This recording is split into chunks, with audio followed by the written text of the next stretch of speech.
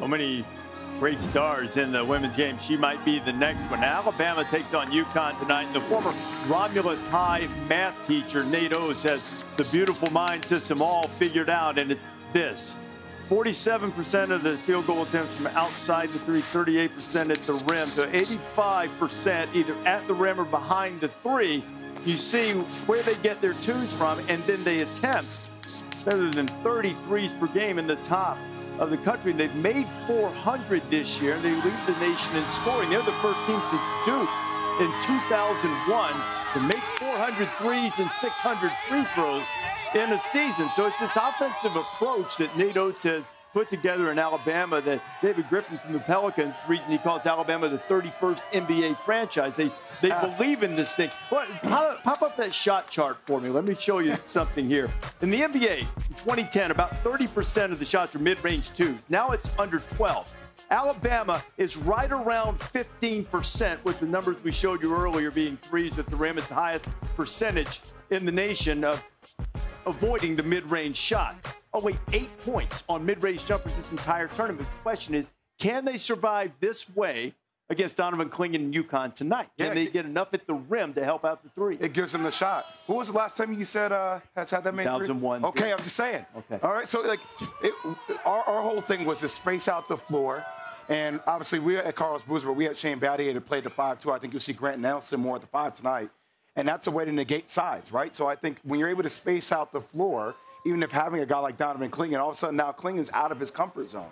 And I think if a guy like Grant Nelson's able to knock down shots, it opens up the lane for easy twos.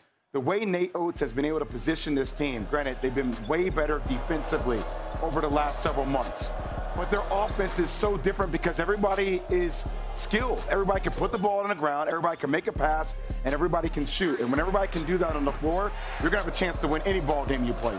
Key to this game for Alabama is getting stops, because if they can get stops, then they can play ahead of the defense. If they can play ahead of the defense, then they can gain an advantage. Everything they do is about attacking the matchup and gaining an advantage. How do you do that? Play ahead of the defense, number one. Number two, make two people play you. If you make two people play you, that advantage, you play out of it. Now you drive the next closeout or you get an open three. So I think if they can get stops, get out in transition, play ahead of the defense, find different ways to get that advantage, then they're going to shoot 33s.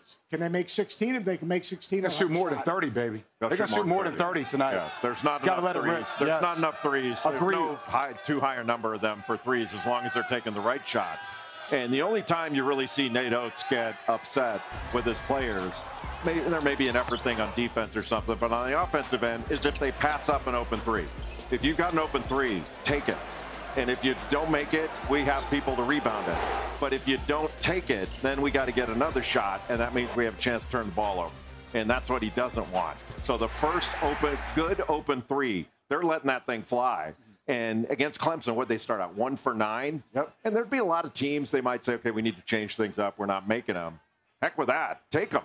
And they got hot, which they do, and they wound up winning that ball game as a result of that. But, Seth, I think you're right. Like, if I'm UConn, first play of the game, I'm going inside to Clingan. Yes. And I'm establishing the paint. And I think UConn can win this game in the paint, on the glass, and at the free throw line. Because Alabama likes to get to the line, but they put their opponent on the line a lot too. And if you put real pressure on their interior defense, I think UConn's going to have a lot of success there. But I agree with you, they are. But it's funny, like watching those guys. I've done a lot of Alabama games this year. Like even when you score 3 or 4 possessions in a row, all they feel is it takes 1 or 2 threes and they're right back in it. You know, so like you can slow down the tempo of the game. You just can't let them get on that spurt. When they get on those spurts, man, it's a different type of feeling when they start seeing the ball go in. How many does it take tonight? How many threes do you need to make to have a chance? 16. 16. I would say above that. Me too. I think it's got to be at least 18. I don't know. Only one team's done that against Connecticut, and that was Creighton coming off a back-to-back. And that game was on the road at Creighton. And who won that game? Creighton won that game. Yeah. Exactly. Yeah, exactly. man. That's what it takes. The only thing, UConn's guards are so good.